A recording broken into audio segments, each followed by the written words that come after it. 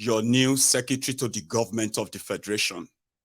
Remember, it took Bokwari 2 months before he finally announced Babashir Lawal, the grass cutter, the man that used 240 million naira to cut grass around the abandoned primary school where the victims of Boko Haram, were kind of staying. They were living in a sort of an abandoned school. And according to this new secretary to the government of the Federation, Babashir Lawal, they spent 240 million naira to clear the grass around there because the camp was being attacked by snakes. Or those who are living in that abandoned schools, those who are the victims of this Boko Haram stuff, then they were begging on the streets to survive. 2 months after Boko Haram came in. A lot of story. So here is your new one. And his name is George Akume, the former governor of Benue, former senator from Benue, former special duties minister to Boko Haram for 8 years, and your new SGF. Did they follow the list? Some are saying that they are happy that it is not Rufire. What is the difference between 6 and 7? One, Abi. Maybe not that much difference, right? These people are already celebrating. It is our turn.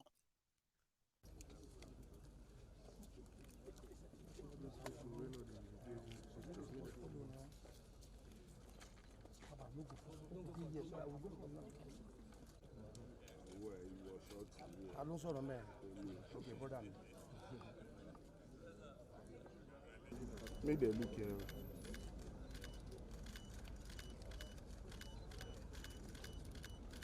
Thank you. Let it go. It's okay. Are we good? Come, sir.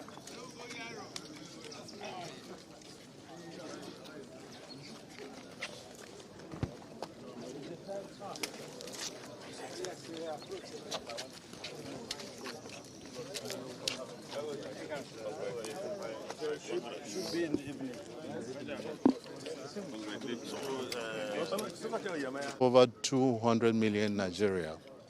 It's a challenge to serve in line with the oath I have taken today, a few minutes ago. I assure Nigerians I will do my best. I will not disappoint the president. I will not disappoint this country. I will not disappoint my party. I believe Nigerians will find fulfillment in my responsibilities as I discharge them in their own interest. So I want to thank you for that. So we can see you are having a kind of tear of joy. Does it represent the kind of challenge you are looking ahead? I say it is an honor to serve your country. And so one has to show this sign of joy. And I'm strongly persuaded that, guided by Almighty God, I will do my best. And Nigerians will really have to reap the dividends of democracy. I am someone who has been on the scene for quite some time. And if you know the man we are serving, Asiwaju Bola Ahmed Tinubu as president, you just have to follow his footsteps. He has never been in the gallery. You know, the galleries, according to Roosevelt, are full of critics. He has always been in the arena, down in the arena, according to Roosevelt, at the doors. He's always a doer. And so we have to tag along. We must never afford to fail. Thank you very much. Thank you. What does this mean for your state? Quite an enormous joy. Just look to the camera, please. Go ahead. It's a factor of exaltation. Out of the many states, Benue is chosen, and it's one of our sons whom we're all proud of. We know his requisite. We know what he has offered in the past many decades for the state and for the nation. We're very confident, too confident, that he's also going to deliver, and the nation is going to be proud that our choicest man from the state is selected and sworn in for this great job. Thank you so much. Today, your husband has just been sworn in as a secretary to the government of the Federation. Wonderful. It's been wonderful. I appreciate God for all that He has done to us. Words cannot express how happy I am. I'm here with my son and my friend. They know how I feel. I'm so thankful to the president. What kind of commitment to service? You know your husband, you've been with him all the while from through his political career and all of that. What kind of commitment to service would you say Nigerians should expect from him? My husband is a very hard-working man, very humble, kind, compassionate. He relates with people very well. Yes. And he's a thief as well. Sorry if you are from Benue, because I know some of you may probably want to catch feelings now, okay? It's not different from Kolu. It's not different from the rest of them. And look at her. They've been in politics since 1999. Nigeria has been very good to them. Even now that they are getting older, there is more to come. My husband relates with people because he's a cheerful giver, philanthropist, a thief. Yes, I said it. However, when he arrived at his new office. Now, let me tell you something about all these offices, in case if you don't know, and how much of them are just there to further make your life hell. Now, it's up to you. Nigeria currently have 13 aircrafts. Okay? 8 of them, they are proper presidential jets. The other 4, they are just shoppers. Shoppers that could take them anywhere, anytime and all that. President, vice president and all that. Now you see all those 8 planes. The first one, they reserved 2 for the president and his family. They reserved 1 for the vice president. They reserved 1 for the SGF, secretary to the government. They reserved 1 for the Senate president. They reserved 1, Senate president and his family and his friends. They reserved 1 for the speaker and his own family and his friends. Okay? Just like cars, they assigned them. Then they reserved 1 for the service chiefs and all of them who might want to kind of flange and fly the presidential jet. And every year, it cost Nigeria over 7 trillion naira to service those 12, aircrafts. A broke country. So tell me. So even if you're not president, or even if you become Senate president, or be an appointment, they make you chief of staff or make you GF. Baba, you go do Thanksgiving. Trust me. And he arrived at his office, and this is how he was welcomed for the optics.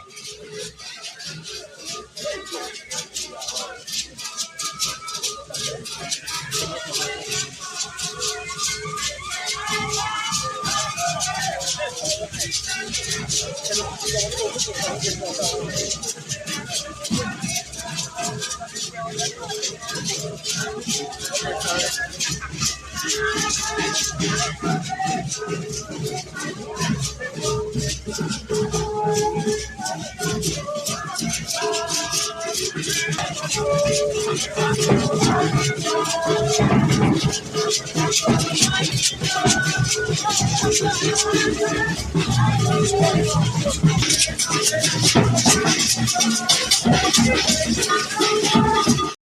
know the thing is a miracle working God. Ah, thank you, Jesus. It's a miracle work. Because now miracle, now God do have. Hey, now God, miracle. Oh, thank God, it's our turn, it's our shot. Ah, God is so great. Ah, God is so mercy. Now all of everybody where they go still get appointment under Bokwa, under Tifnumbu.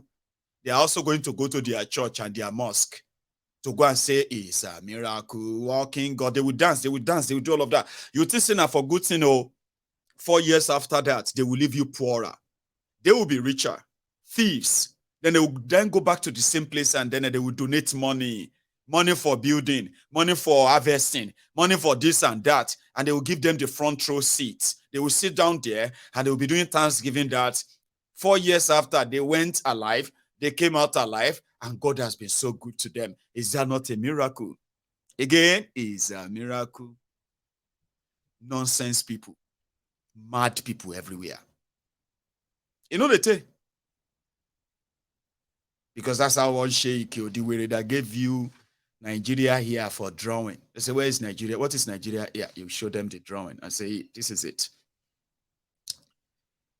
Omo.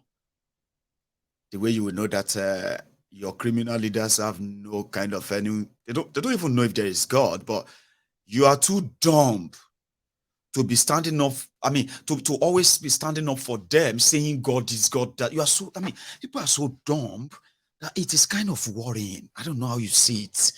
Be worried that how can people be so dumb to be using God in defending these rogues? These rogues, they don't know God. When it comes to them doing all the evil things they have been doing, they don't care about God.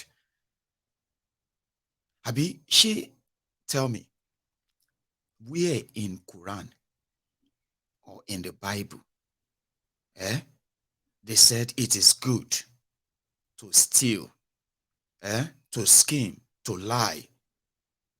In fact, to begin to believe your lie.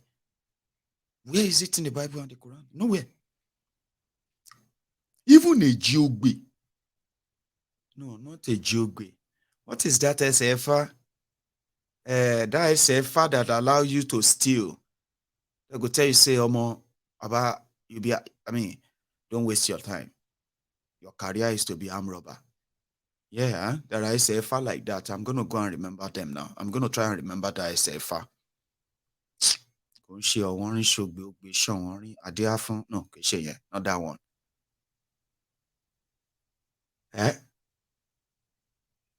I'll come back to that.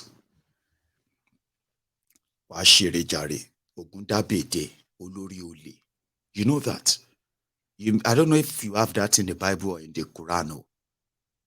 But if you go through the traditional means, SFA, if they tell you, if they do like this, and they say,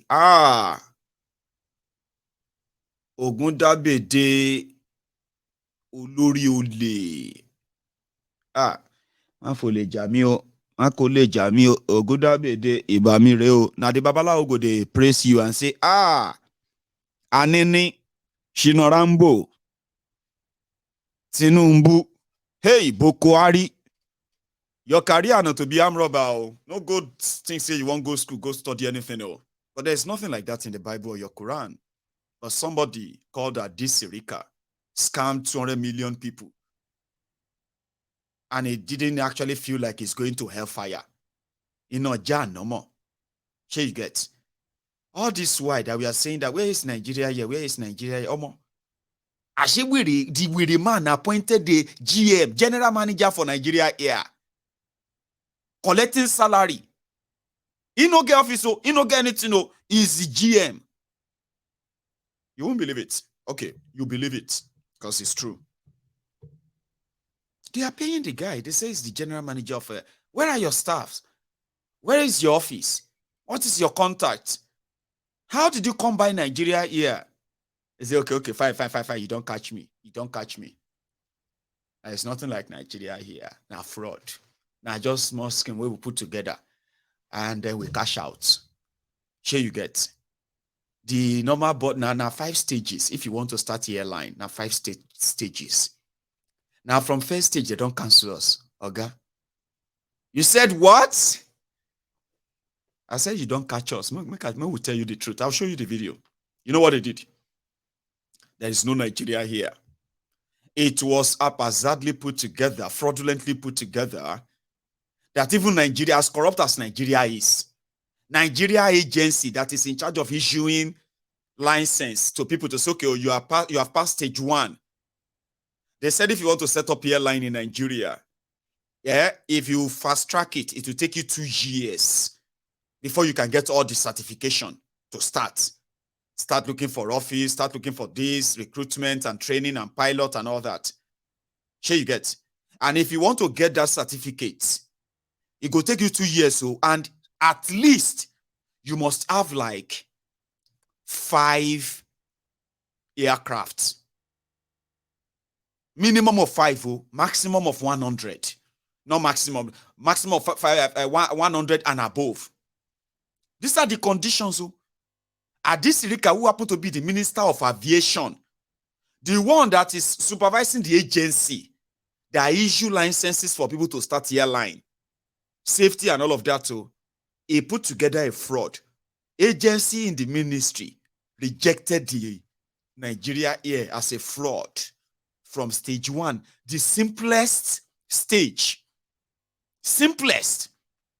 I go see if I still get that thing. I read that to you. Get why they tell you all these things, because if you think some educated people cannot be scammed, no, you have not visited Nigeria.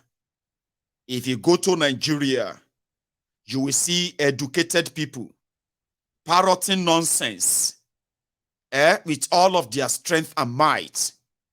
And the moment the truth comes out, their sheares will disappear, or they will begin to gaslight you by saying, it's your fault now. Shebi you people no one make them do them before. Shebi you people have always been saying blah, blah, blah, blah, as if to say now you collected 139 billion and promised them aircraft. They said this is the letter. I'm sorry that I didn't put that on the screen for you. Okay. I don't know if my camera can scan it and show you, but it doesn't matter. I'll read it to you. The Nigerian Civil Aviation Authority, they wrote them this letter, okay? And guess when this letter was returned to them? Just this month in June. Remember when they have started talking about Nigeria Air? Since 2017. By 2018, they started the launch and the journey of the looting begun. Now, they said, the authority is in receipt of your letter dated 25th of May, 2023, on the above subject, which is response, that is reply to request to proceed to phase 2 of AOC certification. Mail 3 days before the end of Buhari's government. Adisirika is Minister of Aviation, who has been telling the mumus who are saying Nigeria here will fly. Fly away, Peter, fly away, Paul. Come back, Peter, come back, Paul. Now, the poem that they take Nigeria here do now. 5 years deceit, 3 days to the end of their murderous regime. This guy wrote a letter to say, can we go to phase 2? And they responded, the authority is in receipt, blah, blah, blah. Quite contrary to our earlier letter of 16th May, 2023, which enumerated the documents to be submitted with the formal application form OPS 002. Your letter of request to proceed to phase 2 has no inclusion of a formal application form and the necessary documents referenced in the formal application form. Hence, the certification process cannot progress to phase 2 without this required document. Please be reminded that your post orders letters of commitment to Nigeria Air has a tenure of 3 months and as such expires now. Please be reminded, okay, accept the assurance of our highest regards. CPM Captain Oholawan, CPM Nigeria Air Limited for Director General, Civil Aviation, blah, blah, blah, blah, blah. But look at all these stages. So the process of obtaining the all-important AOC certificates to start a airline. Oh. Imagine somebody like me having to say, somebody who was in charge of aviation ministry in Nigeria didn't know the process or procedures of setting up a airline. But he went to town with it anyway. And the media, some media were actually like backing them up with the lies. And the influencers on social media, the Olori Brukus that usually disappear, those ones who actually feed you with debt and nonsense. And then they gaslight you if you begin to ask questions. They will say, oh, you are enemy, you are this, shut up your mouth. You don't want Nigeria to progress because you're asking questions. The moment the truth comes out and the shit hit the fan, they disappear. You don't just start your airline. But these wearies were not planning to set up airline. They were planning. They planned from the word go to scheme and steal. And that's exactly what they did. And they should have started arresting them by now, picking them up. 139 billion naira gone, just like that.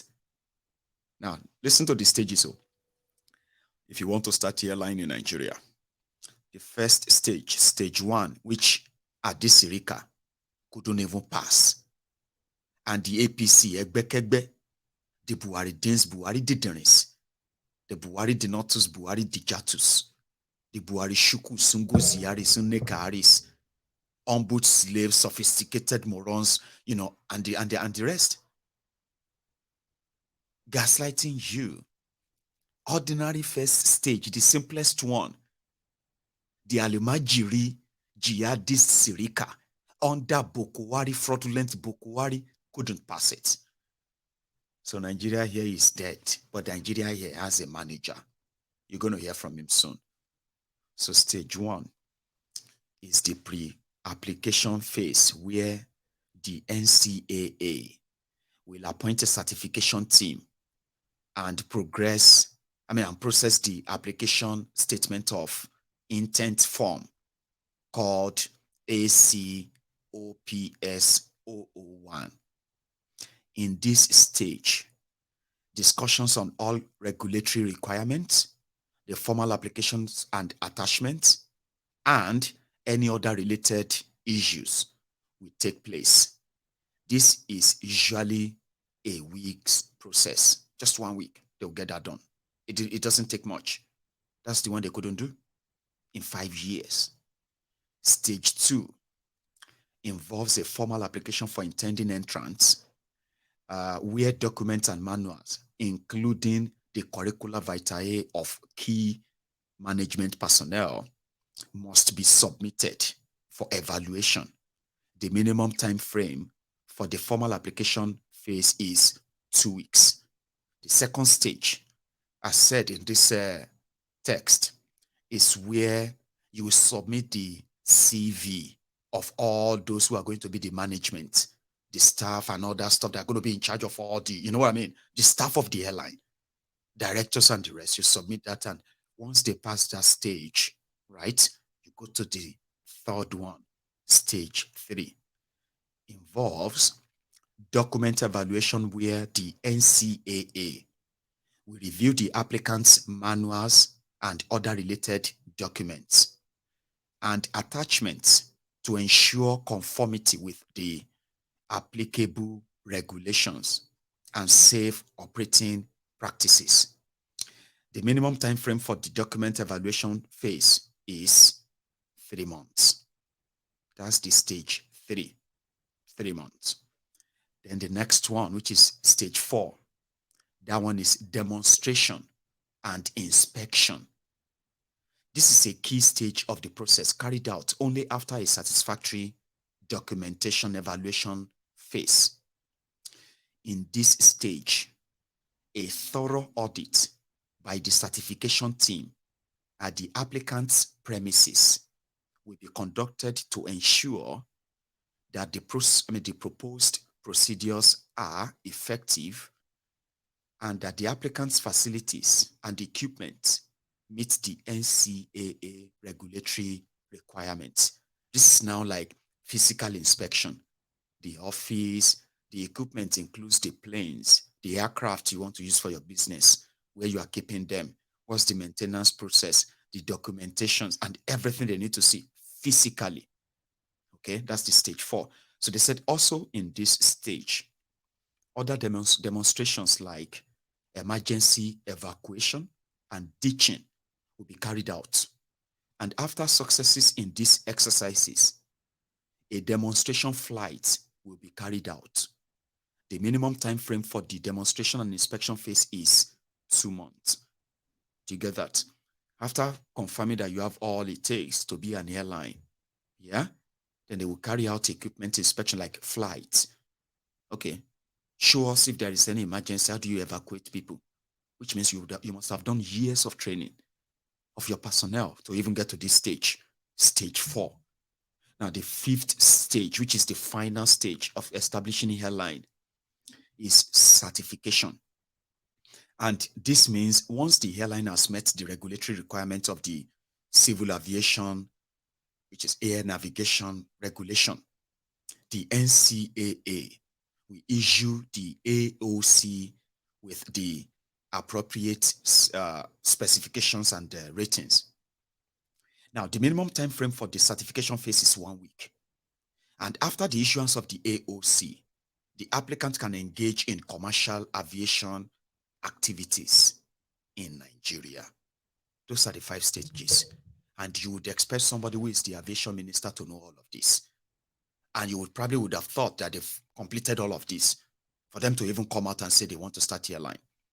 In 2014, 2015, APC, on this street, on social media, they told people, they said that the presidency of Nigeria has over 12 aircrafts, and there are not even like emergency choppers for the emergency workers in Nigeria, like the health workers, like the police.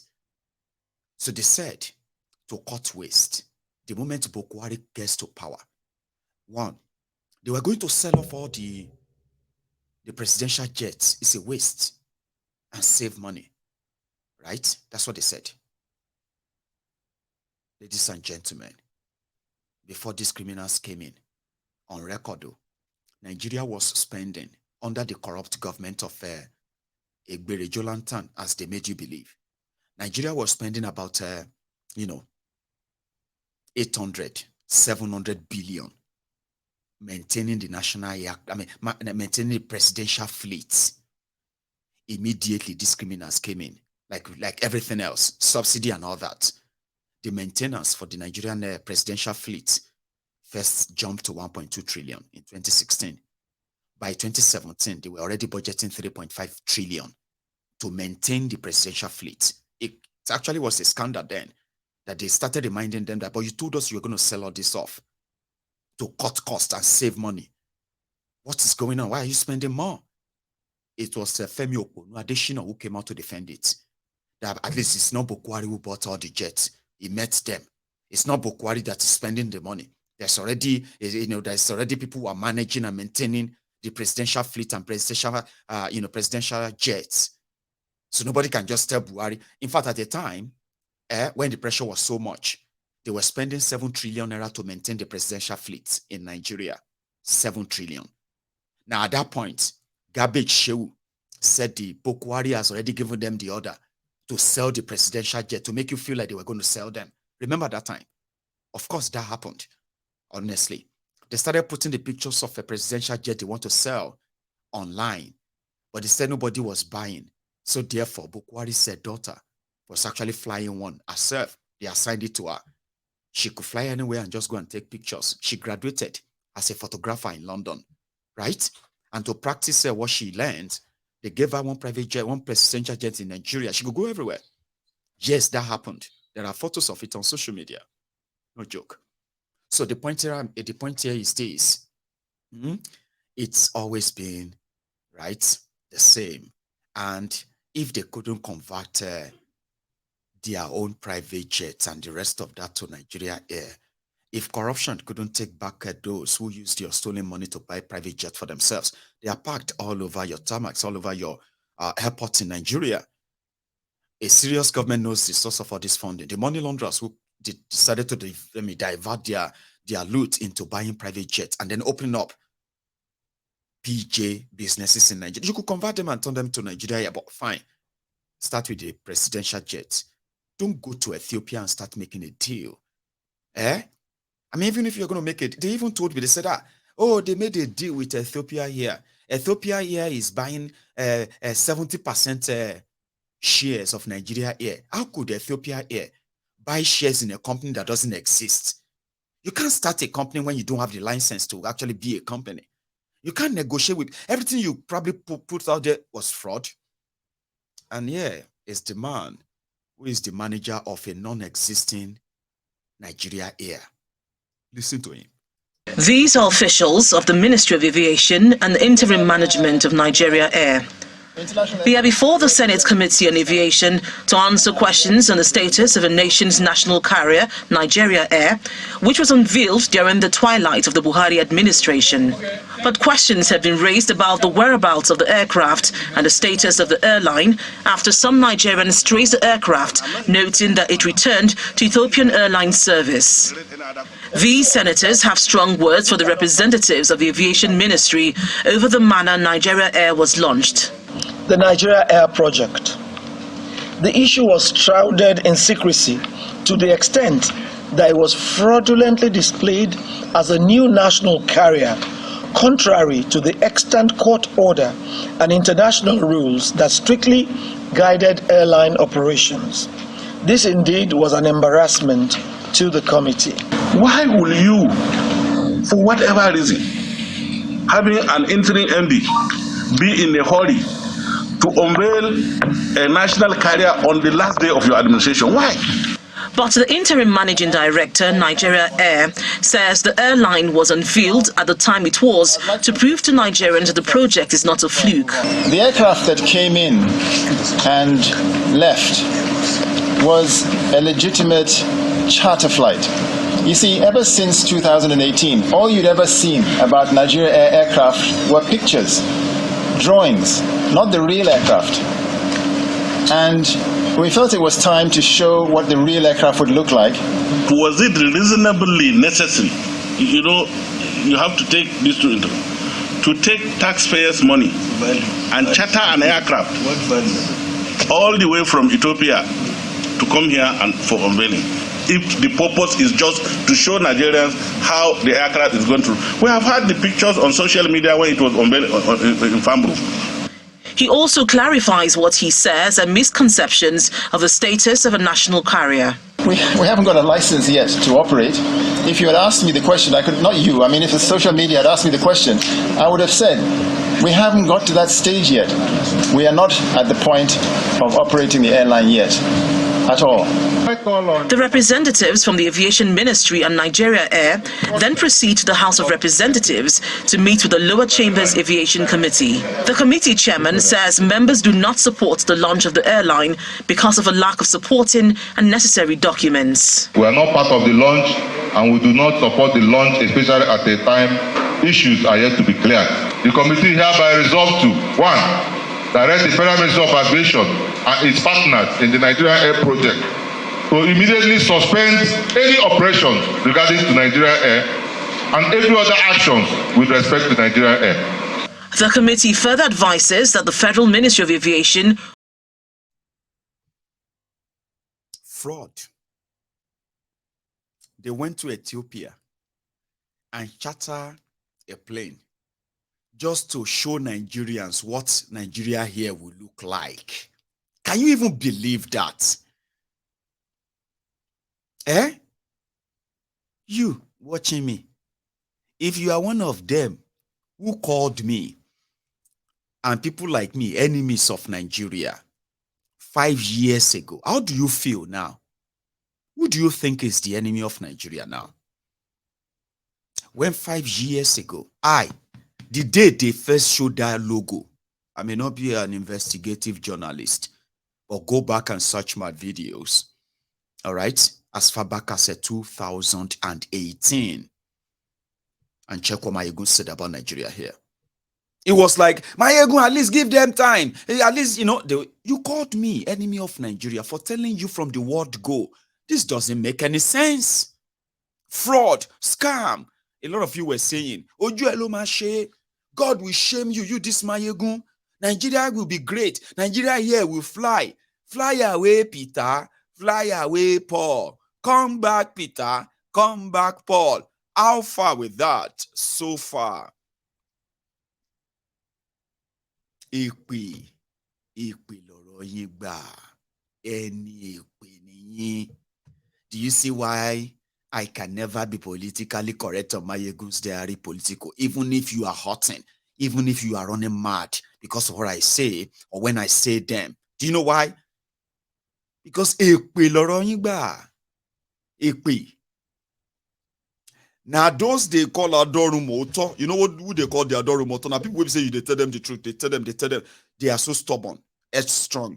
Now when they are at the point of death, they will now say, I wish I listened.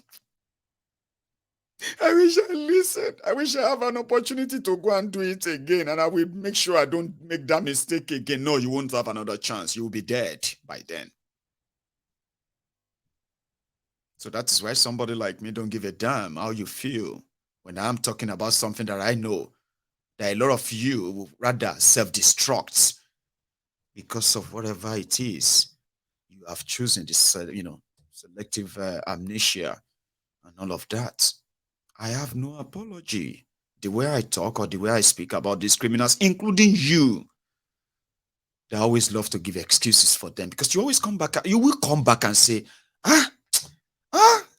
Mayegun said it. No, it's not biggie. It's not hard to see or hard to tell.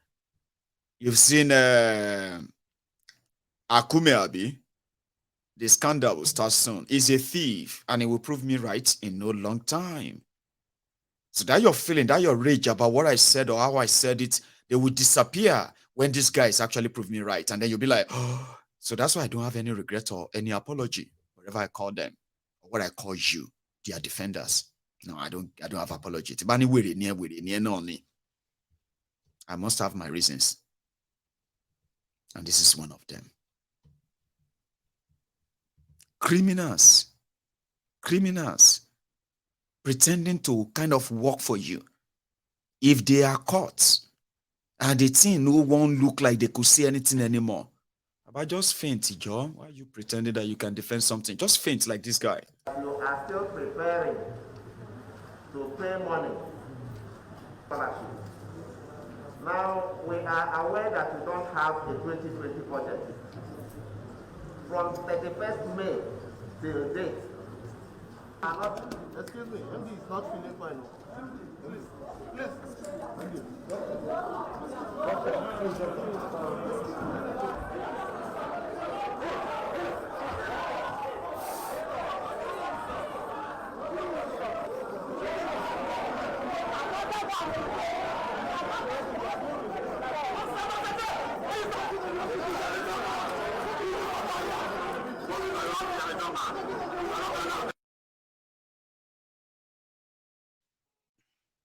Just faint. Hey, you don't faint to bring water, you don't faint to, because they are asking him to account for 5.something trillion naira missing in a ministry called the Niger Delta Niger Delta Development, Niger Delta Ministry. You guys say, so you don't die, you won't die, let's see. That was the end of the whole probe. And that was the beginning of off your mic, Honorable Minister, off your mic. Nigeria here. May Nigeria here succeed. Unso. Same way you are praying that Ashiwaju may subsidy removal succeed. Iwo. Unso. Succeed ko. Jamiu success in it. Right? So they saw them earlier today inside the asshole rock. They are the state governors. They want to go and discuss. Maybe they should increase your minimum wage. Few seconds.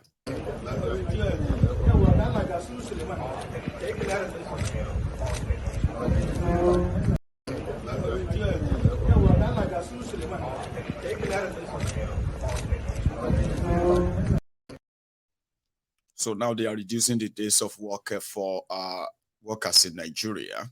Businesses are going through hell right now, being able to sustain paying their staff under this new reality. So a lot of you are going to be sacked this coming week.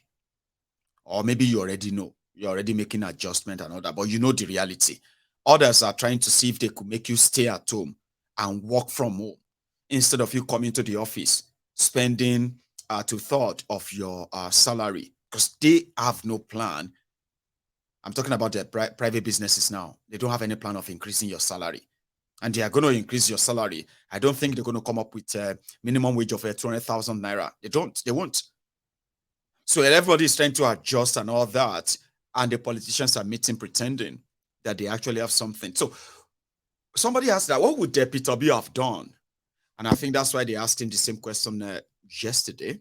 And he did kind of use a narrative and he said, you know, they are saying that I support a subsidy removal. Of course I do. I don't support subsidy removal in this mannerless and then, you know, kind of unsympathetic way. No, I don't want. I mean, he actually likened subsidy to that of a painful tooth. Let's say you have a toothache, okay? You know that you have two options, okay? Continue to apply balm, hoping that the pain will numb and go away, or go to the dentist and remove the tooth. Abi?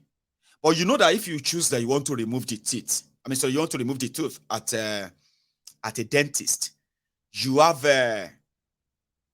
one option. No, it's not even an option. To remove the teeth for you, the tooth for you, the doctor, the dentist will need to numb that place. Because they're going to pull it. Now, when they pull it, because they have numbed your gum or this part of your mouth, you are likely not going to feel, you won't feel the pain, but you feel the pull. You will feel it, but you won't feel the pain. Like when they didn't put any analgesic, ability to call to numb that gum. So imagine somebody use a plier to pull your teeth. Do you know what the pain is? So what would be said it would do was that it will first apply numb. Because he personally knows that subsidy is a scam. And he knows that the moment it is removed, the criminals who are benefiting from it, they will likely want to sabotage the economy. So according to him, he said, the first thing is to first determine how much is the fuel consumption in Nigeria. That is the first start. And he knows, because he knows as a businessman too, that half of what they said Nigeria is using every day that prompted this massive subsidy payment is fraud. Nigerians are not using them. And these days they say that, they've been diverting them to other West African countries to sell them cheaply after collecting subsidy money from Nigeria. Okay? So having that kind of fact, then he personally believed that removing the subsidy by half is the beginning and the complete removal of it after finding a way to cushion the effect compared to what Kalu, who probably had no clue or plan initially. But he announced it anyway. Now they are figuring out how to save the looming economic crisis, where they are currently reducing the working days. The government workers are going to be working 3 days a week. And therefore, they can tell you, go and do anything else you want to do to make money, because we cannot pay you a full month anymore. We are going to be paying you half salary of half month. We will increase your salary to this price. Here you get now. So, in Obi's words, for the record, listen to it.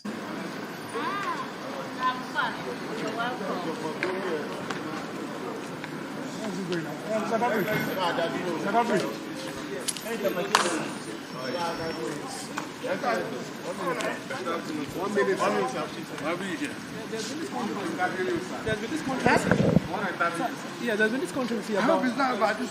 No. Yes. Please let him come because you are blocking. People say you okay subsidy removal in your campaign. Can you give clarity on that? Let me know what are you talking about? What are we talking about? Eh? Yeah, they said removal of subsidy is okay. How can people carry subsidy to court? No. It's the premises. Huh? We are not reporting it in court. People are saying that's the APC, the ruling government, the ruling party. They are saying you okay subsidy removal during your campaign promise. Can you give us clarity on the kind of subsidy removal you're talking about during your campaign? No, it was not during my campaign. If you have followed me very well, right from the time I was a member of Jonathan's economic management team, I have consistently maintained that we need to remove subsidy. Because for me, it's organized crime. People were just stealing the resources of the country. And that crime has to stop. And I showed my own position in empirical data to show that the amount of fuel we consume is totally far ahead what we are supposed to consume. I showed it in data, comparing with countries like Pakistan, and it's very clear. So I maintained about its removal. And throughout my campaign, go and read my manifesto, I maintained about its removal.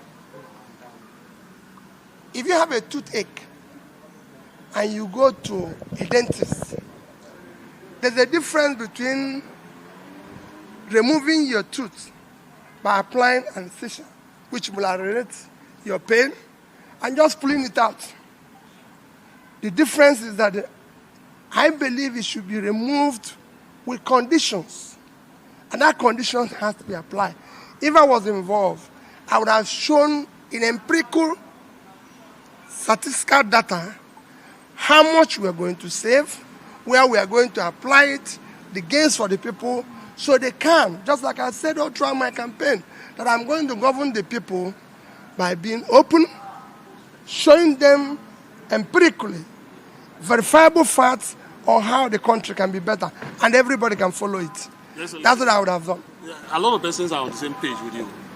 Agree that the subsidy should be removed. Yeah. But the impact that it's having on the masses especially is the reason why a lot of persons are in support or supposedly in support of protest. So what are those conditions? That's why I said I would have go and read my data. I said I'll bring back everything to fiscal viability. There's things you need to do. There's things you need to show. Even when Jonathan was removed it, that was when they came out with Shopee, all sorts of things. There's conditions. It's there. And I have shown, remember what I said, in verifiable empirical data, statistically, what we are going to save, where it's going to, and everything.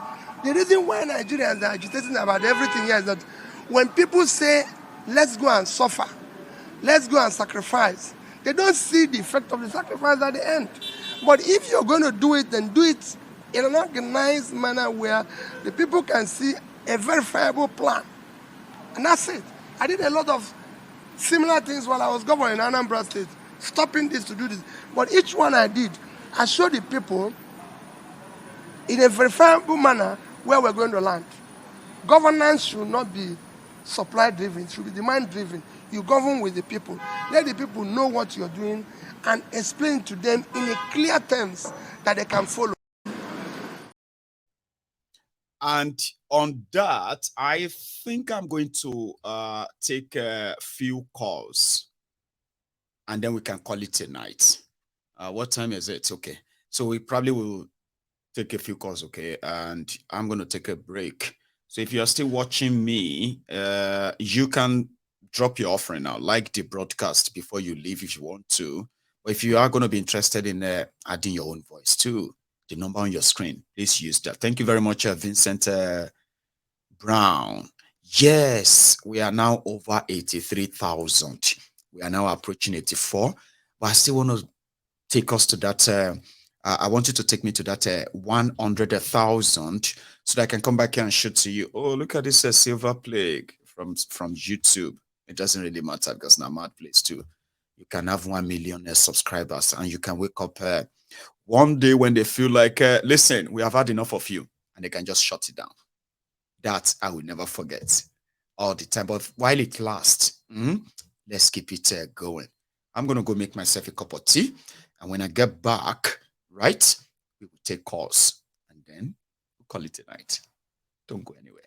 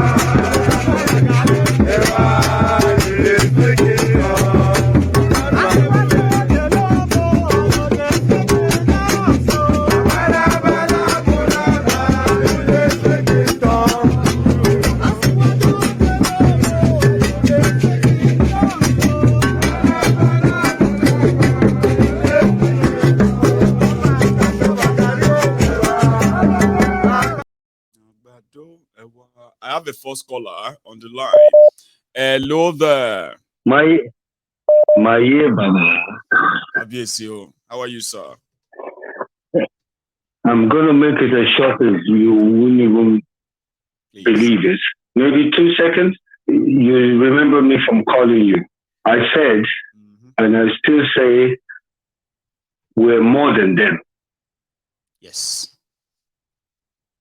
We're more than them. We can go on and on and on and on and on, but we're more than them. That's all I have to say. God bless you. And then which is just to remind them that they may think they have the kind of control today. They may feel so, but nobody has the monopoly of all of this. And like he said, when the time is, when everybody is choking off,